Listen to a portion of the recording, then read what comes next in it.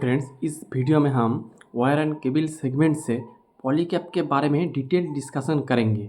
और पहले इस वीडियो को स्टार्ट करने से पहले वायर एंड केबल सेगमेंट के बारे में कुछ जान लेते हैं। अगर आप देखेंगे पूरे जो वायर एंड केबल सेगमेंट है, इसका अगर आप ग्रोथ देखेंगे तो इसका ग्रोथ है ऑलमोस्ट 14 से 15% कैगार में। ये पूरा इंडस्ट्री ग्रो कर रहा है। तो आप कह सकते हैं ये जो इंडस्ट्री है, ये इंडस्ट्री एक बहुत अच्छे रेट से ग्रो कर रहा है।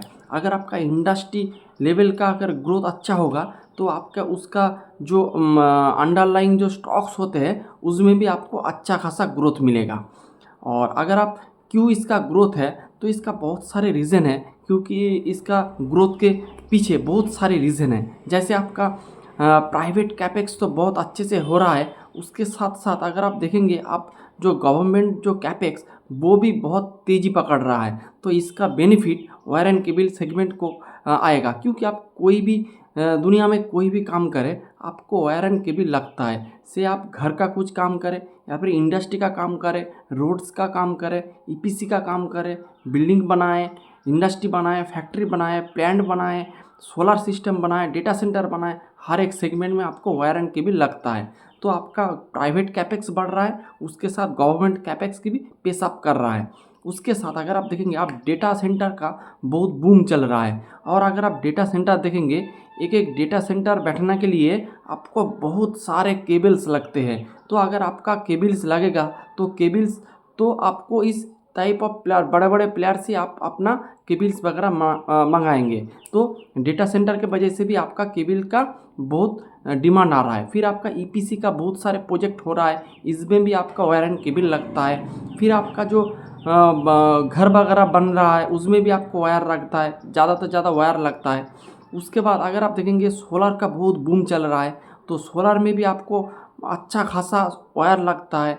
तो हर एक सेगमेंट में आप देखेंगे तो वायर का ज़रूरत होता है। इसीलिए इस वायर एंड केबल वाले सेगमेंट अच्छी टेलविंड में है। और इसके रिलेटेड जो कंपनी है उसका भी अगर आप ग्रोथ देखेंगे वो भी अच्छे रेट से ग्रो कर रहा है। हर एक कंपनी अच्छे रेट से कैपेक्स कर रहा है, प्लांट आ रहा है, यूटिलाइजेशन बढ़ रहा है। तो अच्छा बूम चल रहा है इस पूरे वायर एंड केबल सेगमेंट में। मैं इस पूरे वायर एंड केबल सेगमेंट में बहुत ही बुलिश हूँ। इसीलिए मैंने मेरे सुपर 30 सीरीज़ में 2 स्टॉक को इंक्लूड किया है। एक पॉलीकैप जिसका वीडियो ये है, उसके बाद हम आरआर केबल करके एक कंपनी के बारे में भी डिस्कस करेंगे। तो आप चलते हैं पॉलीकैप के बारे में डिस्कशन के। तो अगर आप पॉलीकैप देखेंगे, पॉलीकैप इंडिया का सबसे बड़ा wire and cable manufacture company है। इसके पास हर तरह का वायर, हर तरह का केबल ये लोग बनाते हैं। उसके साथ ये लोग अपना एक एफएमईजी का एक सेगमेंट है।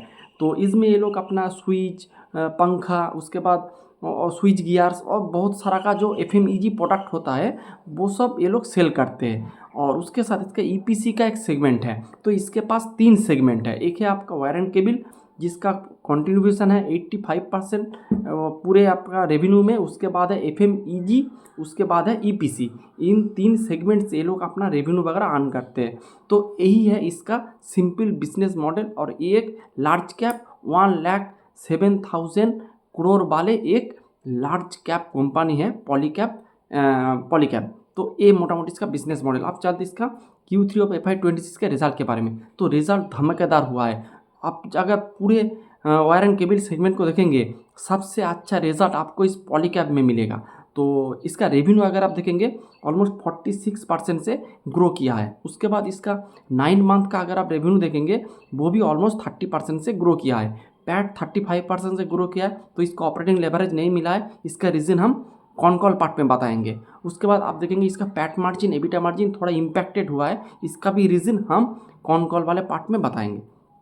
तो एक हुआ। इसके बाद हम चलते हैं इसके कॉन में। तो अगर आप कॉन में पहले देखेंगे, पहले इसका सेगमेंट के बारे में डिस्कस कर लेते हैं। इसका 3 सेगमेंट है, इसका वायर एंड केबल, आपका एफएमईजी और तीसरा ईपीसी।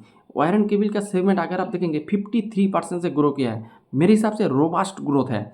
और इसका एबिटा मार्जिन थोड़ा गिरा है। और एफएमईजी वाले बिजनेस 17% से ग्रो किया है। लॉस मेकिंग था, अभी ये ऑलमोस्ट आपका एबिटा पॉजिटिव में आ रहा है। तो बहुत अच्छी बात है। इसका भी अगर आप ग्रोथ देखेंगे 17% है। और ईपीसी का ग्रोथ आप देखेंगे थोड़ा डाउन हुआ है क्योंकि प्रोलॉन्ग मानसून था इस तरह का वजह से, इसीलिए आप देखेंगे इसका ईपीसी का बिजनेस थोड़ा डाउन हुआ है। 4% ईयर ऑन ईयर बेसिस में ईपीसी का बिजनेस ग्रो किया है। सिर्फ आपका एफएमईजी बिजनेस में आपको एबिटा मार्जिन इंप्रूव हुआ है, और जो आपका वायर एंड केबल सेगमेंट उसका भी मार्जिन थोड़ा डिक्रीज़ हुआ है, और ईपीसी का भी मार्जिन थोड़ा डिक्रीज़ हुआ है। लेकिन ईपीसी और एफएमईजी का जो परसेंटेज है पूरे रेवेन्यू में ये थोड़ा कम है।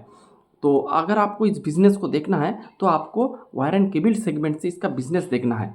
और इसके साथ इसका वॉल्यूम अगर आप देखेंगे तो ऑलमोस्ट 40% से इसका वॉल्यूम ग्रोथ हुआ है, ये बात है। फिर अगर आप क्यों इसका मार्जिन डाउन हुआ है, क्यों इसका ऑपरेटिंग लेवरेज नहीं मिला है, तो इसका जो मेन रीज़न है आप तो जानते हैं, जब कॉपर का जो प्राइस है, जो मेन इसका रॉ मटेरियल होता है कॉपर और एल्यूमिनियम, तो कॉपर और एल्यूमिनियम का प्राइस बहुत ही आपका हाइक हो गया था। अभी अगर आप देखेंगे इसी सिचुएशन में, इन सिचुएशन में अगर आप देखेंगे थोड़ा कूल ऑफ हुआ है, लेकिन Q3 में जब इसका रिजल्ट आया था तब वायर का प्राइस बहुत ही क्रेजी के साथ बढ़ रहा था, बहुत हाइक हुआ था। इसीलिए आप देखेंगे इसके इनपुट जो कॉस्ट होता है वो थोड़ा ज़्यादा हो गया। और मैनेजमेंट ने भी कहा है कि ये लोग इसका जो प्राइस हाइक हुआ था रॉ मटेरियल का, इसका पूरा 100% ये लोग अपने कस्टमर डीलर डिस्ट्रीब्यूटर के पास पूरा 100% पास ऑन नहीं कर पाया, क्योंकि ये नहीं चाहते कि इसका मार्केट शेयर घट जाए। इसीलिए ये 70 से 80% इसका जो एक्स्ट्रा जो कॉस्ट है इसको पास ऑन किया,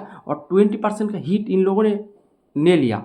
और इससे इसका क्या फ़ायदा हुआ कि ये लोग अपना मार्केट शेयर गेन किया है। और मैनेजमेंट ने भी कहा है कि Q4 में, यानी कि 1 से 2 मंथ के अंदर, जनवरी फरवरी में ये लोग जो पूरा जो इसका जो एक्स्ट्रा रेट इन्होंने जो बियर किया उसको ये लोग पास ऑन कर देंगे। तो Q4 में इसका मार्जिन इंप्रूव होने का बहुत ही चांसेस है। आप देखते हैं Q4 में क्या होता है। मैनेजमेंट ने कहा है ये लोग 100% जो एक्स्ट्रा कॉस्ट इसको पास ऑन कर देंगे Q4 में। तो देखते हैं, मेरे हिसाब से इसका जो मार्जिन वो इंक्रीज़ होना चाहिए Q4 में, तो ये बात है। उसके बाद अगर आप इसका कैपेक्स के बारे में देखेंगे, अगर कोई भी कंपनी 30, 40, 50% से ग्रो करेंगे तो आपका कैपेक्स बढ़ना बहुत ही ज़रूरी है। अगर आपका कैपेक्स नहीं बढ़ेगा तो आप उतना रेट से ग्रो कर नहीं सकते, क्योंकि एक समय आपका जो यूटिलाइजेशन वो 100% में आ जाएगा, फिर आप कहाँ से जनरेट करेंगे आपका मटेरियल। तो आपका ग्रोथ के साथ आपका कैपेक्स के बारे में भी आपको देखना चाहिए। आपका ग्रोथ बढ़ रहा है, उसके हिसाब से अगर आपका कैपेक्स नहीं बढ़ेगा, आपका नया वाला प्लान नहीं आएगा, तो आपको बहुत दिक्कत होगा। लेकिन इस कंपनी के साथ ये नहीं हुआ है, इन्होंने तगड़ा कैपेक्स कर रहा है। इन्होंने एक प्रोजेक्ट स्प्रिंग करके एक 5 ईयर का एक प्लान लेके आया है। प्रोजेक्ट स्प्रिंग में इन्होंने कहा है कि ये लोग 6,000 से 8,000 करोड़ अगले 5 साल में कैपेक्स करेंगे। तो अगर आप इसका ईयरली इसका कैलकुलेट करेंगे तो ईयरली ये लोग 1200 करोड़ से ऑलमोस्ट 1600 करोड़ का कैपेक्स हर साल ये लोग करेंगे, जो कि मेरे हिसाब से बहुत ही अच्छा है। और इतना कैपेक्स अगर आप करेंगे और उसके साथ आपका सेगमेंट में अगर टेलविंड रहेगा तो आप तोड़फोड़ का ग्रोथ कर सकते हैं। तो ये बात है, और इसी हिसाब से ये लोग चल रहा है। उसके साथ ये लोग अपना मार्केट शेयर भी धीरे धीरे बढ़ा रहा है। तो ये बात। इसके बाद अगर आप जो मार्जिन डाउन के बारे में मैंने बता दिया, और इसका अगर आप देखेंगे तो इसका जो वो गाइडेंस बहुत ही तगड़ा गाइडेंस है। अगर आप देखेंगे इसका जो गाइडेंस था कि ये लोग 1.5x ग्रोथ करेंगे वायर एंड केबल बिजनेस में, यानी कि जो इंडस्ट्री ग्रोथ है, इंडस्ट्री ग्रोथ से ये लोग 1.5 टाइम्स ये लोग ग्रो करेंगे। इंडस्ट्री ग्रोथ मैंने पहले ही बताया 14 से 15%। तो अगर आप इससे 1.5x का ग्रोथ देखेंगे तो मोटा मोटी 20 से 22-23% का ग्रोथ ये लोग इजीली कर सकते हैं। और ये लोग हमेशा कॉन्जर्वेटिव वे में आपका जो रिटेलर्स को या फिर शेयर होल्डर को गाइड करते हैं, हमेशा जो गाइड करते हैं उससे बेहतर ये लोग प्रदर्शन करते हैं। तो इसका जो ग्रोथ आ रहा है मोटा मोटी आपका 20 से 24% का, तो 20 टू 24% के अंदर ये लोग इजीली ग्रो कर सकते हैं। और इसका जो FMEG वाला जो सेगमेंट है ये लोग इंडस्ट्री से 2x में ग्रोथ करेंगे, तो मोटा मोटी 25 से ऑलमोस्ट 30% से ये FMEG वाला सेगमेंट ग्रो कर सकता है।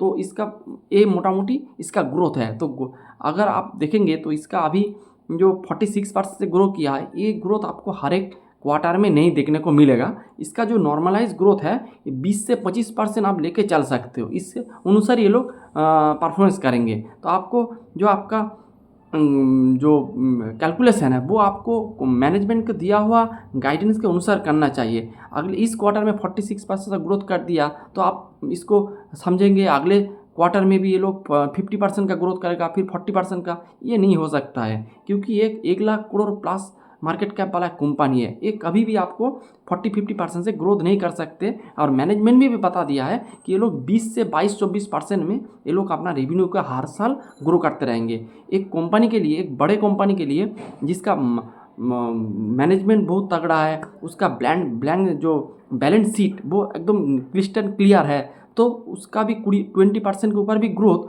मेरे हिसाब से बहुत ही अच्छा है। और इस बिजनेस में, इस पूरे सेगमेंट में टेलविंड है। इसीलिए मेरे को लगता है ये बिजनेस आपको, आपके जो रैडर है, आपके रैडर में ज़रूर होना चाहिए। मेरे हिसाब से पूरे वायर एंड केबल बिजनेस ही आपको रैडर में रखना चाहिए।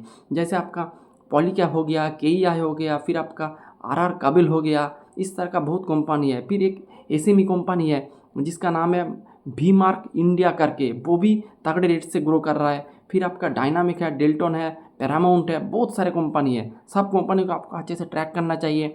फिर उसके ग्रोथ के अनुसार, उसके गाइडेंस के अनुसार, उसके परफॉर्मेंस के अनुसार आपका अपना हार्ड अर्न मनी डिप्लॉय करना चाहिए। तो यही है मेरा सजेशन। तो अगर आप इसका वैल्यूएशन देखेंगे तो मोटा मोटी 35 से 40 के पी में इस कंपनी आपको मिल रहा है। और ये मैंने देखा है तो ऑलमोस्ट 60 के पी में भी ये जाते हैं, तो इसका थोड़ा पी रेटिंग का चांस भी है। अब देखते हैं कैसे क्या होता है। Q4 का रिजल्ट का इंतज़ार है, कैसे रिजल्ट काटते हैं ये भी देखेंगे। उसके बाद और एक अलग से वीडियो हम पॉलीकैब के ऊपर बना देंगे। तो यही था आज का video. Hope you like the video and thanks for watching the video and please don't take it a buy sell call recommendation. Thanks.